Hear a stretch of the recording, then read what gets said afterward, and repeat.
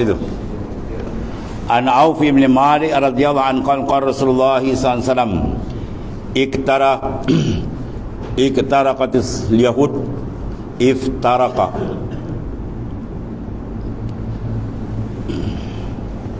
al yahudu ala 71 firqah wa wahidatun fil jannah wa 70 fil nari wa iftaraqatil nasara ala 72 firqah fa ihdah wa 70 fil nari wa wahidatun fil jannah wallazi nafsu Muhammadin biyadihi la taftariqanna ummati ala 73 firqah wahidatun fil jannah wa sintani wa 70 fil nari. Qila ya Rasulullah man hum? Qala al jamaah. Daripada Auf bin Malik radhiyallahu an, ia berkata bahawa Rasulullah SAW bersabda, umat Yahudi telah berpecah menjadi 71 gulungan, maka hanya satu gulungan saja yang masuk ke syurga, dan yang 70 gulungan lagi mana yang terjun masuk ke neraka. Dan umat Nasrani pula telah berpecah kepada 72 gulungan, masuk ke dalam syurga satu gulungan, satu gulungan masuk. 70 satu gulungan saja, mana tadi 72 gulungan, maka 71 gulungan masuk neraka dan hanya satu gulungan saja masuk ke syurga. Demikian demi Allah, Nabi bersumpah yang diriku di dalam kekuasaannya, umatku akan berpecah menjadi 73 gulungan, hanya satu gulungan saja yang masuk syurga, dan 72 gulungan masuk ke dalam neraka. Dan sahabat bertanya, golongan mana yang selamat? Rasulullah SAW menjawab, mereka yang iaitulah adalah al-jamaah. Apa nama jamaah? Itu jamaah ahlus sunnah wal jamaah. Sunnah mana mereka yang mengikut sunnah Nabi SAW. Jamaah itu jamaatus sahabah, itu maksud dia, ya. Pada hadis yang lain Nabi mengatakan apa? May ya'is minkum fasayara ikhtilafan katsira fa alaikum bi sunnati wa sunnati khulafa'ir rasyidin al-mahdiyyin addu 'alaiha bin nawajis. Barang siapa di kalangan kamu wahai sahabatku dipanjangkan umur, maka kamu akan tengok perpecahan umatku yang terlampau banyak. Tapi Nabi tak sebutkan angka. Di sini Nabi sebut angka. Dalam hadis yang lain Nabi sebutkan banyak. Ya itulah kulluhum finnar ila firqatan wahidah. Semua tu ke neraka melainkan satu puak aja. Maka Nabi suruh kita apa? Fa alaikum bis sunnati, hendaklah kamu lazim wajib berpegang dengan sunnahku. Satu. Kemudian wa sunnati khulafa'ir rasyidin al-mahdiyyin, dan sunnah mana perjalanan khulafa ar-rasyidin yang menggantikan akan Nabi sallallahu alaihi wasallam, Abu Bakar, Umar, Utsman, Ali. Dipanggil jamaah sini maksudnya jamaatus sahabah. Ya, jamaah sini adalah jamaatus sahabah. Maka addu 'alaiha bil nawajis, gigit dengan gigi geraham kamu. Apa maksud gigi geraham? Ai kinayatun an syiddati tamassuk 'ala sunnah. Itu isyarat kepada kena berpegang teguh dengan sunnah Rasulullah SAW. Kalau dia nak selamat kena pegang teguh. Man tamassaka bi sunnati dakhala al jannah. Siapa berpegang teguh dengan sunnahku, jaminan syurga untuk dia. Mafhum mukhalafah sebaliknya, kalau dia tak pegang maka nerakalah tempatnya. Itu di antara pengkhabaran daripada pimpinan agung. Ya, kita mempunyai pimpinan agung, tak ada siapa boleh petikai. Paling tinggi ialah Rasulullah SAW. Iaitu pimpinan agung itu. Mana pimpinan yang bercanggah dengan Nabi itu semua tolak. Yang kita terima yang mana ikut Nabi sallallahu alaihi wasallam. Itu saja. Keterangan yang dimaksudkan dengan jamaah yang selamat ialah gulungan yang tetap berpegang teguh dengan Al-Quran dengan dan as-sunnah. Ya, sunnah mana perjalanan Nabi. Sama ada sunnah dalam bentuk qauli, perkataan, atau fi'li, perbuatan, atau tikrari, maknanya ikrar Nabi sallallahu alaihi wasallam. Juga dengan pendirian sahabat-sahabat dan salafus saleh. Golongan ini golongan yang ada jaminan daripada Nabi. Khairul quruni qarni, summa alladhina yalunuhum, summa alladhina yalunuhum, summa sakata au kama qala.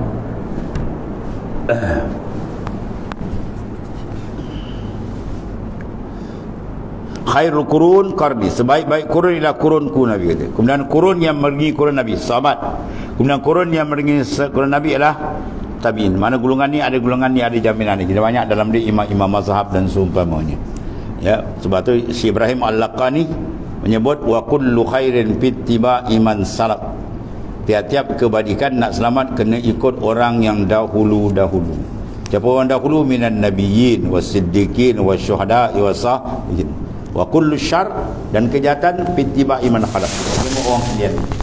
Tengok yang kemudian macam-macam ragam, macam-macam pahaman tadi, kan? Sekarang timbul macam-macam, ada Wahabi, Syiahnya macam tadi. Allah, dahsyat-dahsyat dimaki sahabat saja. Ya, ini mana golongan-golongan yang Nabi nak kumpul 73 puak, satu kan? Satu yang masuk, lain semua habis. Habis. Apa soalan dia satu lagi ialah yang besar, nak berpegang dengan Quran dan sunnah macam mana? Adakah kita ambil Quran pegang sebelah, kitab hadis pegang sebelah, pegang sampai malakut maut sampai? Mana pegang dengan mana beramal. Bila beramal dibina atas kepahaman, tidak datang melainkan dia kena menimba ilmu. Dan timbahan ilmu pula misit saluran yang betul-betul, sanad yang betul-betul, ya, mengikut saluran yang betul-betul daripada ulama yang muktabar. Sekarang macam-macam dan pahaman-pahaman masuk, berbahaya. Dia duduk ujung jari, tekan-tekan macam-macam pulau. Allah kan.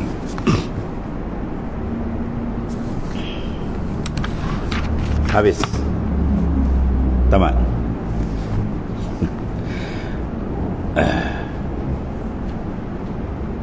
Dia keterangan yang dimaksudkan dengan jamaah yang selamat ialah yang berpegang teguh dengan Al-Quran dan sunnah Rasulullah SAW, dan pendirian sahabat.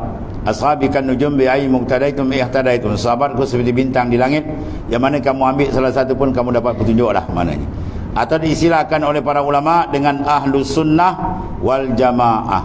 Sunnah Rasul, jamaah sahabat. Selain daripada golongan ini sesat dan akan menjadi penghuni neraka wal a'yazabillah. Intisari dia, setelah kita menatap hadis-hadis Rasulullah SAW yang menggambarkan kepada kita peristiwa-peristiwa di akhir zaman, maka dapatlah kita mengambil beberapa kesimpulan. Yang pertama, hendaklah kita selalu bermuhasabah, mana menghitung diri, menghisap. Hasibu anfusakum qabla an tuhasabu. Hisablah diri kamu sebelum kamu dihisap di mahkamah Qadhi Rabbul Jalil di akhirat mana. Dan membuat penelitian terhadap diri kita masing-masing untuk meningkatkan amalan yang ada dan menjauhkan diri daripada perkara-perkara yang tidak baik. Dan kita hendaklah menjauhi diri daripada golongan yang sesat, yang mana sifat-sifat mereka telah pun diterangkan oleh baginda Rasulullah SAW dalam hadis-hadis yang bersangkutan dengan dia. Yang kedua, hendaklah kita berpegang teguh dengan akidah Ahlus Sunnah wal Jamaah, akidah yang telah menjadi pegangan para sahabat, tabi'in dan para ulama, baik salaf ataupun khalaf. Salaf 300 tahun selepas wafat Nabi, selepas 300 dia panggil khalaf, setengah kata 500 tahun jarak. Yang datang sila berganti daripada waktu ke waktu, kerana golongan insya dialah yang akan selamat dan akan memasuki al-jannah, mana syurga, dan golongan lain daripada mereka itu menjadi penghuni neraka wal a'yazabillah, berdasarkan hadis yang telah disebutkan.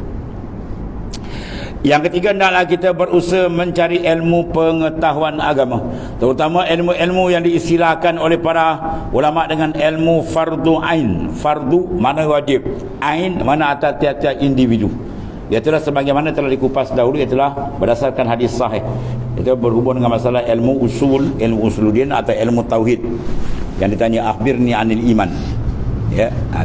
Kemudian ilmu fiqh itu yang ditanya dalam hadis akhbirni anil Islam. Kemudian ilmu tasawuf itu ditanya akhbirni anil ihsan oleh Jibril kepada Nabi sallallahu alaihi wasallam. Maka Nabi menceritakan, itu hadis panjang, telah sebut semua.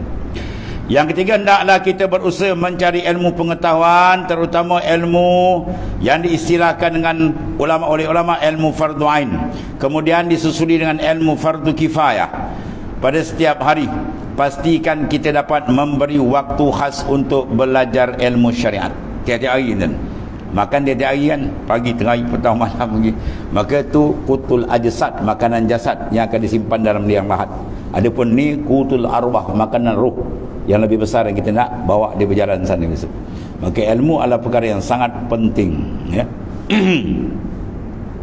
Lepas tu kita bersyukur kepada Allah SWT bila Ta'ala izinkan kita, pilihkan kita menjadi ahli ilm, menjadi orang yang suka mencari ilmu Allah SWT, ya. Man ahabba an yanzula ila untaqa illa minan nari falyanzul ila muta'allimin wal muslimin, al-hadisah.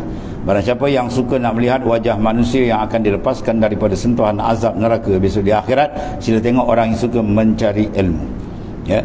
Bila kita duduk dalam halakan ilmu, kita syukur kepada Allah Ta'ala sebab itu adalah kurnia dia. Mudah-mudahan makin bertambah. Dan insyakartum la azidan, aku bersyukur aku tambah. Dan jangan nampak hebat kita pula. Orang tengah stok kita kata kita yang terbaik, kita pula hebat. Jangan. Kita pandang tu semua kurnia dari dia dan wajib bersyukur. Itu adab kita dengan Allah Subhanahu Wa Ta'ala. Semua tu kurniaan. Kemudian cari dan tuntut ilmu sebelum ianya diangkat, mana dihilangkan oleh Ta'ala daripada permukaan bumi ini. Besok Quran akan diangkat dan seterusnya, itu tanda kiamat besar. Dan keempat, hendaklah kita berusaha untuk membersihkan hati daripada sifat-sifat kotor dan sentiasa bermujahadah untuk menghilangkan sifat-sifat yang tercela seperti hubbud dunia, cinta kepada dunia, cinta sifat yang besar, yang mahal, maka jangan beri, melainkan mutlak dia kepada Allah Subhanahu Wa Ta'ala. Dan takut kepada mati, sedangkan mati semakin hari semakin dekat. Dia takut ke dia tak takut ke dia tetap mati. Dia nak mati, dia mati, dia tak nak mati pun dia mati. Dia bersiap untuk mati. Dia tak bersiap leka pun mati. Maknanya mati benda yang tetap akan sampai. Dan kullu atin qarib, keadaan dia kematian benda yang akan datang. Bila dia datang qarib, dia makin dekat, makin dekat. Ya, maka sesuai dengan itu kita kena meningkatkan amal saleh, sebab al-ibra bil khawatim, kiraan manusia di sana besok selamat atau tidak dikira di ujung umur. Maka bila kita membina sentiasa, insya-Allah mudah-mudahan hujung kita dengan husnul khatimah, yang merupakan sebab bagi segala kelemahan kaum muslimin. Ya, penyakit dua berangkai itu, hubbud dunia satu, yang kedua wa karahiyatul maut, takut kepada kematian. Sebab kemenangan musuh terhadap kita, ya, kena penyakit apa dipanggil dulu dalam hadis ni, ya, wahnun, penyakit wahan. Kemudian sahabat tanya, wa mal wahnu ya Rasulullah, apa itu wahan? Rasulullah menyatakan hubbud dunya wa karahiyatul maut, terlampau gila ke dunia dan takut ke mati. Bila orang gila pada dunia, dia boleh ditimbang, timbang kilo. Dia boleh bayar nak berapa dia bayar, habis semua boleh digadaikan, tak ada nilai, tak ada marwah. Orang yang hubud dunia ni tak ada marwah lagi, dia boleh dijual beli kan. Dan benda itu disebut dalam hadis lah, yabi'u dinahu bi'aradin minad dunia, dia akan jual agama dia dengan harga dunia yang sedikit, pangkat, jawatan, nama, akhirnya agama, akidah digadaikan. Dan itu semua menandakan mukjizat Rasulullah SAW, bercerita 1400 tahun lebih. Sekarang benda tu makin lama makin berlaku. Itu tanda dipanggil amaratus sa'ah, tanda kiamat. Sebab tu kitab ni nama apa? Hadis menerangkan tanda-tanda akhir zaman. Dan satu lagi yang kelima, hendaklah kita berhati-hati dalam mencari nafkah kehidupan, supaya kita terhindar dari sumber-sumber yang tidak diredai oleh Allah Subhanahu Wa Ta'ala. Terutama masalah makul, benda yang kita jadikan makanan. Ya, kullu lahmin nabata minas suqti pannaru aula bih, tiap-tiap daging yang tumbuh rezeki yang tidak halal, maka neraka itu akan menunggu di mana. Dan hendaklah kita menjauhi harta-harta yang haram, harta yang tidak diizin. Di sana ada banyak harta yang diizin, maka kita ambil yang diizin, ya, maka kita tinggalkan yang dilarang. Dan jangan melakukan apa-apa kezaliman terhadap hak milik orang lain. Mana elakkan kezaliman, kerana tubuh badan yang tumbuh dari makanan yang haram pasti akan dibakar oleh api neraka. Ya, kecuali dia taubat dan diselesaikan pengurusan itu sebelum dia mati, baru dia akan selamat. Kalau dia lalai dan mati dalam keadaan sedemikian, maka balasan setimpal yang sebagaimana disebut, ya, innahu may ya'ti rabba mujriman fali annahu jahannam. Siapa yang balik menghadap Tuhan dalam keadaan dia berkubang dengan dosa yang tidak dibasuh dengan taubat, maka disediakan neraka jahannam wal a'yazu billah. Dan yang keenamnya, wallah